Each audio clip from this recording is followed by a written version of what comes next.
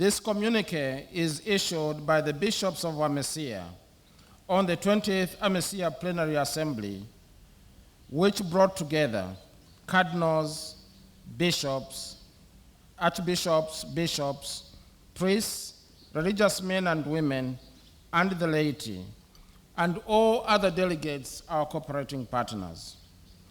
Coming also from the conferences of Ethiopia, Eritrea, Kenya, Malawi, Tanzania, Uganda, Sudan and South Sudan, Zambia, and the 2 affiliate members of Djibouti and Somalia. The plenary reflected on a theme which is inspired by Pope Francis in his encyclical letter of May 2015, Laudato Si, meaning, may he be praised, standing for the care of our common home. It is the title of the letter which draws its inspiration from St. Francis' Canticle of Praise to God, the creator of all things, as reflected the prophet Daniel, chapter 3, verses 56 to 88. Pope Francis goes further to critique the irresponsible human behavior, which is globally contributing to the environmental degradation and the cry of Mother Earth and the cry of the poor. We want to express gratitude during the plenary. We have been encouraged by the keynote address made by His Eminence Luis Antonio Cardinal Tagle, the prefect for the dicastery for the evangelization of peoples, who underscored that lack of caring for other people coexists with behaviors and practices that damage creation, and that when there is lack of integral human development, fraternity suffers. End of quote. We express our gratitude to Tanzania Episcopal Conference for hosting this plenary, to the President of the United Republic of Tanzania, Her Excellency Madam Samia Suluhu Hassan, and her government for the culture of hospitality and for the spirit of church-state collaborative relationship that we have enjoyed and witnessed. Our message on the theme of the plenary. We, the AMECEA bishops, acknowledge that despite the success stories shared on the implementation of the Laudato Si message in the region, member conferences have also faced challenges which need new pastoral strategies so that promoting ecological justice and mitigating climate change are not mere words, but concrete and practical, journeying together on the path of conversion as proposed in the 7 Laudato Si goals. Ecological crisis in AMECEA region. We acknowledge that there is an ecological crisis which to a larger extent is a result of human behavior.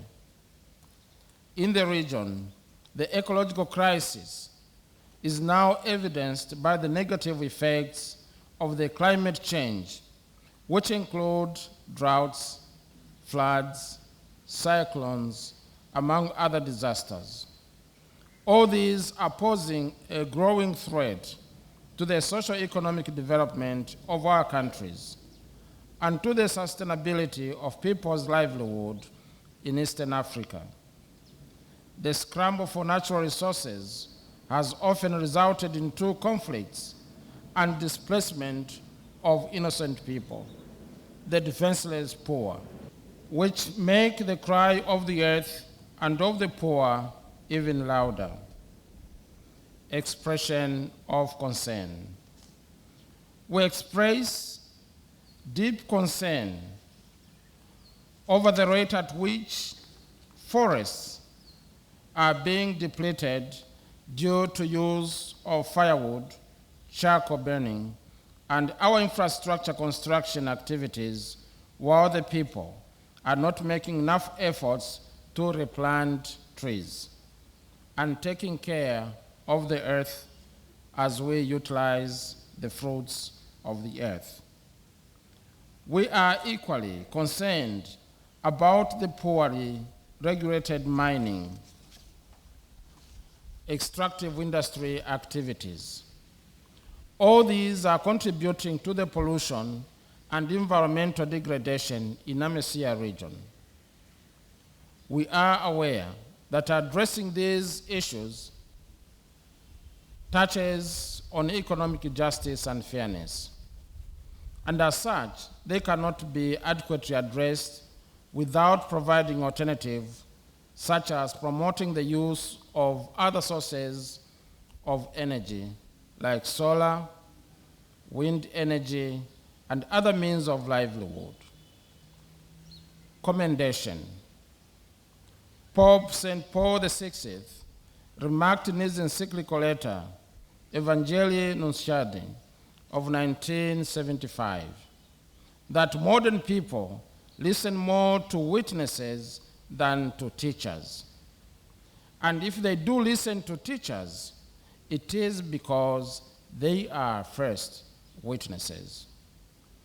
We commend the United Nations Environmental Program, UNEP, governments, dioceses, Catholic associations, men and women, and all people of goodwill from our families who are already taking affirmative actions to protect the environment, such as promoting tree planting, campaigning for the cleaning of our cities from the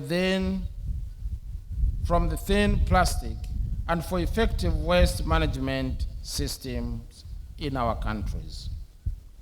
However, we trace the urgent need for more models in AMECEA whose exemplary lifestyles will highlight the efforts to respond to the cry of Mother Earth. Sensitization. We reiterate Pope Francis's call for dialogue and aggressive sensitization campaign at the basic community level in order to raise awareness and improve our communication with the people on the care for environment, which must include bringing the message to the small Christian communities and the families. Education. We emphasize the role of the Catholic social teaching on environmental care and the importance of integrating eco-education and ecological activities in the education programs for the empowerment of the youth and the children in all government education facilities, in our houses of formation to priesthood and consecrated life. The youth must be trained and nurtured to become ambassadors of good ecological practices. Community mobilization.